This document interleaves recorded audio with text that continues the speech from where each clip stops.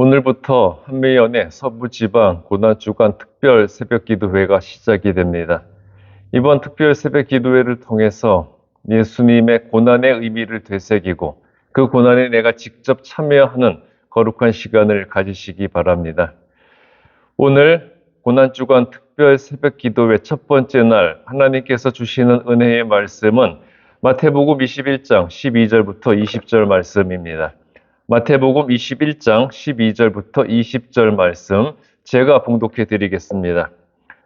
예수께서 성전에 들어가사 성전 안에서 매매하는 모든 사람들을 내쫓으시며 돈 바꾸는 사람들의 상과 비둘기 파는 사람들의 의자를 둘러 엎으시고 그들에게 이르시되 기록된 바 내 집은 기도하는 집이라 일컬음을 받으리라 하였거늘 너희는 강도의 소굴을 만드는도다 하시니라. 맹인과 저는 자들이 성전에서 예수께 나아오매 고쳐주시니 대제사장들과 서기관들이 예수께서 하시는 이상한 일과 또 성전에서 소리질러 호산나 다윗의 자손이야 하는 어린이들을 보고 노하여 예수께 말하되 그들이 하는 말을 듣느냐. 예수께서 이르시되 그렇다. 어린 아기와 젖먹이들의 입에서 나오는 찬미를 온전하게 하셨나이다 함을 너희가 읽어본 일이 없느냐 하시고 그들을 떠나 성 밖으로 베다니에 가서 거기서 유하시니라. 이른 아침에 성으로 들어오실 때에 시장하신지라. 길가에서 한 무화과 나무를 보시고 그리로 가사 잎사귀 밖에 아무것도 찾지 못하시고 나무에게 이르시되 이제부터 영원토록 내가 열매를 맺지 못하리라 하시니 무화과 나무가 곧 마른지라. 제자들이 보고 이상히 여겨 이르되 무화과 나무가 어찌하여 곧 말랐나이까. 오늘 고난주간 특별 새벽기도의 첫 번째 날 우리들에게 주신 하나님의 말씀이었습니다. 기도하겠습니다. 사랑의 주님, 저희가 고난주간을 보내고 있습니다. 이 고난주간에 예수님의 마음을 알아 예수님의 고난의 의미를 되새기는 가운데 하나님의 유익을 위해 다른 사람의 유익을 위해 십자가의 길을 걸어가는 거룩한 시간이 되게 하여 주시옵소서. 주여 말씀하셔 주시옵소서. 주시는 말씀대로 순종하겠습니다. 예수 그리스도의 이름으로 기도했습니다. 아멘. 자, 어제는 예수님께서 예루살렘에 입성하신 종료주일이었죠. 예수님께서 예루살렘에 입성하실 때 백성들은 자신들의 웃옷을 벗어 예수님이 가시는 길 앞에 깔아드렸고요. 또 백성들은 종려나무 가지를 흔들면서 예수님을 환영하고 영접했습니다. 자, 그것은 왕을 영접하는 행위였어요. 즉, 이것은 예수님께서 유대인의 왕이자 구원의 왕으로 오셨다는 것을 상징하는 사건이었습니다. 그런데 예수님께서는 자신이 왕으로서 가지고 계신 권력과 권위와 권세를 다른 사람을 섬기고 희생하고 봉사하고 양보하는 방식으로 그 모든 권세를 행사를 하셨는데요. 예수님께서는 예루살렘에 입성하신 후 그 다음 월요일에 성전을 청소하셨고 열매 맺지 못하는 무화과 나무를 저주하셨습니다. 오늘 본문 12절 보시면 예수님께서 성전에 들어가셨을 때 종교 지도자들이 장사꾼들과 결탁해서 제사 제물과 물품을 팔며 폭리를 취하고 있는 것을 보셨어요. 당시 백성들이 제사를 드리기 위해 스스로 희생 제물을 준비해서 성전에 가지고 오면 성전에서는 그 제물에 흠이 있다고 트집을 잡았고요. 그래서 성전에서 파는 희생 제물을 사도록 만들었고 그러면서 폭리를 취했습니다. 또한 당시 유대인들은 의무적으로 1년에 한 차례 성전세를 냈어야 했는데 유대 땅이 아닌 유대 땅 이외의 타 지역에 사는 유대인들이 성전에 와서 자신이 사는 지역의 화폐를 가지고 성전세를 내려고 하면 받아주지를 않았고요. 성전에서 유대 화폐로 환전을 하도록 했습니다. 그러면서 수수료를 받고 또 그렇게 이득을 취하고요. 이 모든 모습을 보신 예수님께서는 장사꾼들을 내어 쫓으셨고요. 장사를 위해 펼쳐놓은 그들의 상을 엎어버리셨습니다. 즉 요즘 말로 하면 예수님께서 이 뚜껑이 열리신 거죠. 거룩한 분노를 표출하신 거예요. 그러면서 13절에서 너희가 기도하는 하나님의 집을 강도의 소굴로 만들었다 질타를 하셨습니다. 여러분, 성전은 성전이라는 이유만으로 거룩한 곳이 아니고요.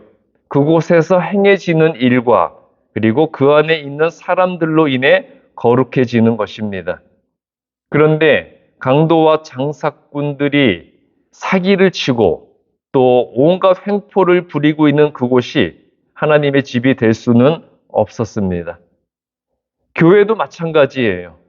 교회를 교회로 만드는 것도 교회 안에서 행해지는 일과 그 안에 성도들이 어떤 사람이냐에 의해서 결정이 되는 겁니다. 그러므로 여러분들이 교회 안에서 거룩한 일을 행하고 여러분 스스로 거룩한 자가 될 때 여러분의 교회가 거룩해질 수가 있습니다. 그리고 15절에서 이렇게 예수님이 성전을 성소하시고 또 찾아온 병자들을 고쳐주시는 것을 보면서 어린아이들이 예수님께 호산나 다윗의 자손이여 찬송하리로다 찬송하는 것을 보면서 대제사장들과 서기관들이 분노하게 되었습니다. 당시 갈릴리는 유대 땅에서 가장 가난한 사람들이 사는 곳이었어요. 그 중에서도 나사렛은 가장 비천한 사람들이 사는 곳이었는데 그 갈릴리의 나사렛 출신의 예수란 비천한 자가 감히 자신들의 돈줄까지 끊으려고 하고 있는데 그런 자를 다윗의 자손으로 오시는 그리스도라고는 절대 인정할 수가 없기 때문이었어요. 그렇다면 그들이 기다리는 그리스도 메시아는 어떤 존재였을까요? 그들은 자신들보다 더 존귀한 신분으로 그리스도가 오셔서 자신들을 더 존귀하게 만들어주고 또 자신들이 지금 누리고 있는 명예와 부귀 영화보다 더 귀한 것을 누리도록 만들어 주셔야 하는데 이 예수라는 자는 오히려 자신들을 비난하고 자신들을 저주하고 자신들의 돈줄을 막고 있으니까 절대 저런 사람을 그리스도라고 인정할 수 없다고 분노하는 것이었어요. 오직 세속적 메시아만을 기대하고 있던 유대인들의 탐욕과 욕심을 드러내고 있었습니다. 그리고 18절부터 19절 보시면 아침에 시장하셨던 예수님께서 무화과 나무를 보시고 열매를 드시고자 다가갔지만 그 무화과 나무는 잎만 무성했고 열매가 없었습니다. 예수님께서는 무화과 나무에서 열매를 얻지 못하시자 그 무화과 나무를 저주하셨고 그 나무는 말라 죽게 되었어요. 자, 무화과 나무는 열매를 얻기 위한 나무이지 잎이나 나무를 얻기 위한 나무가 아니죠. 그러므로 무화과 나무가 열매를 맺지 못한다면 그 무화과 나무는 아무 쓸모가 없는 것이에요. 자, 이것은 잎만 무성한 무화과 나무처럼 겉으로는 경건한 모양을 자랑하면서도 실제로는 어떠한 신앙의 열매도 맺지 못하는 유대인들의 모순적 신앙 생활을 지적하고 있습니다. 그리고 이것은요, 그리스도인이라고 하면서도 그에 합당한 계명을 실천하지는 못하고 입으로만 주여 주여 외치는 오늘날의 수많은 그리스도인들의 모습을 반영하고 있어요. 입으로 그리고 말로 신앙생활하는 사람들은 예나 지금이나 똑같이 존재했습니다. 목소리 크며 믿음 좋은 것으로 착각하는 것은 예수님 시대나 지금이나 똑같다는 것이죠. 자, 통성기도 잘하고 방언기도 유창하게 하면 그것이 자기 믿음의 증거라고 착각하는 사람이 얼마나 많습니까? 예수님 당시 유대인 지도자들은요, 자신들이 가진 존귀한 신분과 지위, 권력과 권위, 그리고 높은 학력과 경력을 자신들의 믿음의 크기라고 생각을 했습니다. 당시 기도 많이 했던 사람들이 많이 모이는 공공장소에서 크게 기도하고 절기 때마다 금식했던 사람들, 좋은 희생 제물을 바치면서 꼬박꼬박 제사를 철저하게 드렸던 사람들, 그리고 종교 권력을 가지고 있던 지도자들의 이 공통점이 바로 삶의 열매가 없다는 것이었습니다. 목소리만 크고 종교적 예식과 의식만 철저히 지켰고요. 자기 과시와 자랑만 많았던 이들의 모습을 바로 열매 없던 무화과 나무가 상징하고 있습니다. 이렇게 예수님께서는 예루살렘에서 열매를 얻지 못하셨어요. 이 열매는 예수님을 그리스도로 고백하고 순종하는 제자를 의미했습니다. 예수님은 예루살렘에서 그런 제자, 그 열매를 얻지 못하셨기 때문에 그 열매 맺지 못하는 나무 무엇이겠습니까? 바로 예루살렘이죠. 그 예루살렘을 저주하신 것이고 바로 이것은 열매 맺지 못하는 예루살렘의 멸망을 예고하신 것이었어요. 그리고 예수님께서는 사람을 판단하실 때 그 입, 즉 외모가 아니라 열매, 즉 그 내면의 유무를 보시고 그에 합당한 심판을 하실 겁니다. 여러분, 예수님은 성전이라는 껍데기가 아니라 그 안에 있는 사람들이 어떠한 결실을 맺는지를 보셨고요. 또 무화과 나무가 얼마나 무성하고 화려한 잎사귀를 가지고 있는지가 아니라 얼마나 좋은 열매를 맺는지를 보고자 하셨어요. 여러분, 그리스도인의 삶의 화두는 믿음의 결실입니다. 믿음의 결실. 그리고 어떤 결실을 어떠한 방법으로 얻는가가 중요해요. 자, 그리고 결실의 과정과 방법에 대한 가장 완벽한 신뢰를 바로 예수님께서 보여주셨습니다. 왕으로 입성하신 예수님이 왕으로서의 권위와 권세와 권력을 섬김과 희생과 양보로 행사를 하셨어요.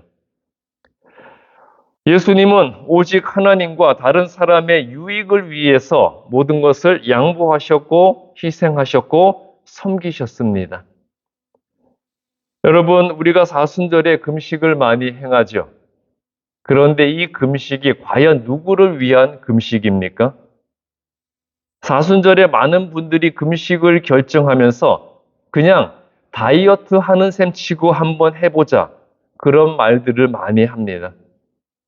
다이어트 하는 셈 치고 금식을 한다면 그것은 금식의 본질에 있어서 틀린 것이잖아요. 여러분, 금식을 왜 하는 것이죠? 사람이 가장 기본적인 욕구인 그 식욕을 절제한다는 것은 힘들고 고통스러운 일이에요. 그러한 금식을 행하면서 우리를 위하셨던 예수님의 고난의 크기와 깊이를 조금이라도 깨닫게 되고 그렇게 함으로써 우리를 향한 하나님과 예수님의 사랑을 깨닫게 되는 것. 그렇다면 이 금식은 하나님의 유익을 위한 금식이 되는 거겠죠.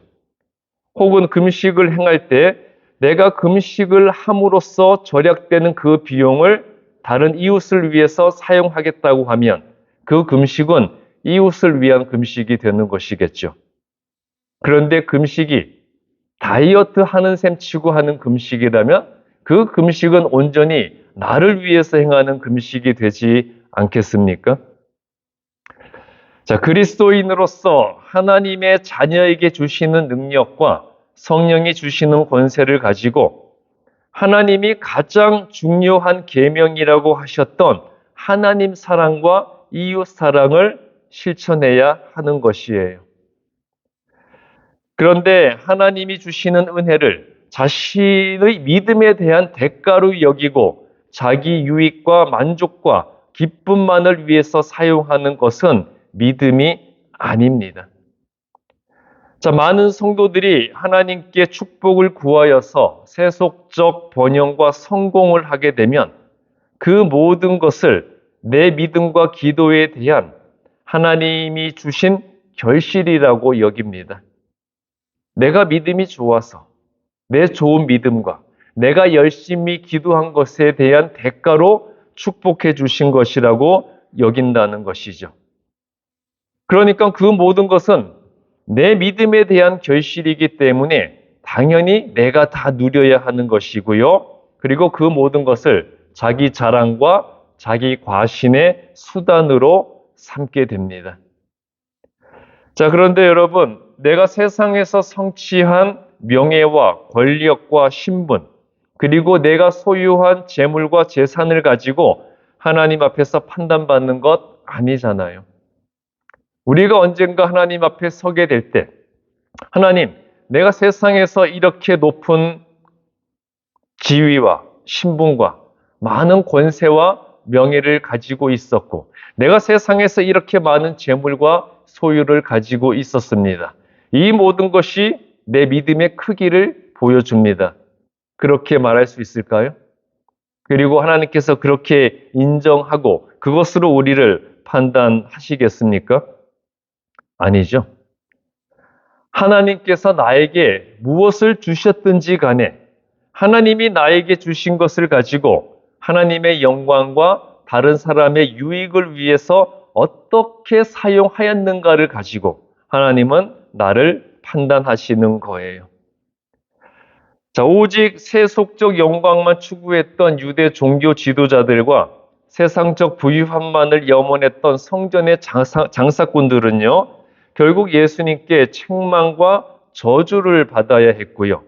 이들을 상징하던 열매 없이 잎사귀만 무성했던 무화과 나무는 말라 죽었습니다. 이들은 자신들의 권세와 부유함이 하나님이 주신 축복의 결실이라고 생각을 했지만 그들이 얻은 결과는 예수님의 책망과 저주였습니다.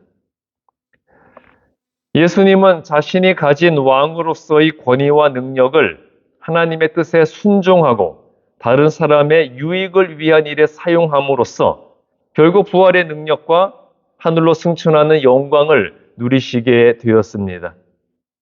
그러므로 우리가 부활의 능력과 하늘의 영광을 누리는 방법은 하나님께서 내게 맡기신 것으로 하나님의 영광과 다른 사람의 유익을 위해 섬기는 예수님의 십자가의 길을 따르는 것입니다. 우리 서부지방 모든 성도 여러분, 여러분이 섬기는 교회를 거룩하게 만드는 자가 되시기 바랍니다. 그리고 하나님과 다른 사람의 유익을 위해서 나를 내려놓는 섬김과 헌신이 내 믿음의 열매가 되는 그리스도인들이 되시기를 주님의 이름으로 축복합니다.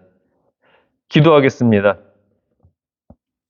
사랑의 주님, 이 고난주간 예수님의 고난의 의미를 깨달아 그 고난에 기꺼이 동참하게 하여 주시고 이제 예수님이 가신 그 십자가의 길을 따라 하나님의 말씀대로 내가 가진 모든 곳으로 하나님의 유익과 다른 사람의 유익을 위해 섬기는 그러한 그리스도인이 되게 하여 주시옵소서.